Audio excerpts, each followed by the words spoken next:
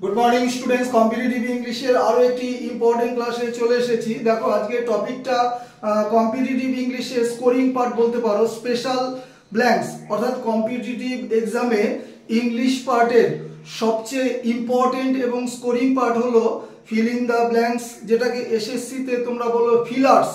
ठीक है, चलो स्क्रीनशटेर जोन्नो कयेक सेकेंड समय दिচ্ছি। क्लास शुरू करी। दिस इज सुशांत सर, तुम्हारे बहु आकांक्षित क्लास स्पेशल ब्लैंक्स बा फिल इन द ब्लैंक्स। देखो आमी 6टा তোমাদের জন্য সেট করেছি এবং একটা হোমওয়ার্ক দিয়েছি, কিন্তু এই 6টার মধ্যেও অর্থাৎ এই 6টা যখন আমি ডিসকাশন করছি তার মধ্যেও কিছু আমি এক্সট্রা তোমাদের সাথে শেয়ার করব, অবশ্যই নোট ডাউন করবে। নাম্বার 1 দেখো, Roni persisted dash is studies, ভালো করে বুঝবে। আর পরেরটা Tuhin insisted dash going to school. তাহলে পারসিস্টেড যখন থাকবে তখন তার সাথে অ্যাপ্রোপ্রিয়েট প্রিপোজিশন নেবে ইন। হলো যে পারসিস্টেড মানেটা হচ্ছে কি, যে তোমার হচ্ছে কোনো বিষয়ে লেগে থাকা। ঠিক আছে, কোনো বিষয়ে লেগে থাকা, যে তুই পড়াতে লেগে থাক, কোনো না কোনো সময় একটা সুফল পাবি।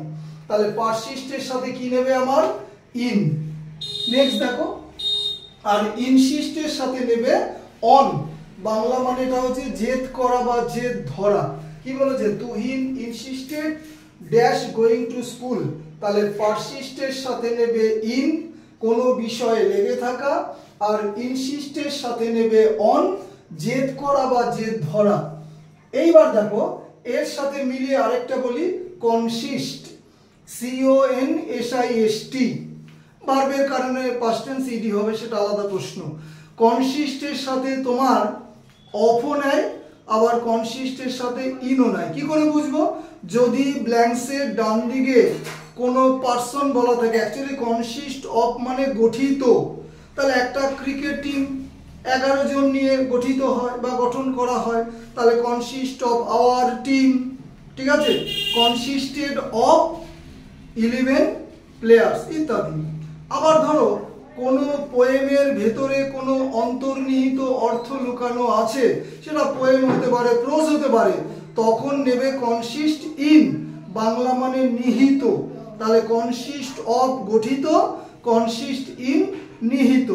নেক্সট দেখো পরেরটা 3 number, the train is bound, very very important, New Delhi dash New Delhi.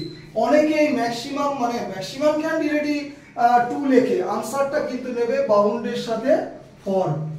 কে ভুল লেখে কি সেটাও বলে দিলাম, আনসারটা নেবে for, bound for New Delhi. Bound for মানে অভিমুখী।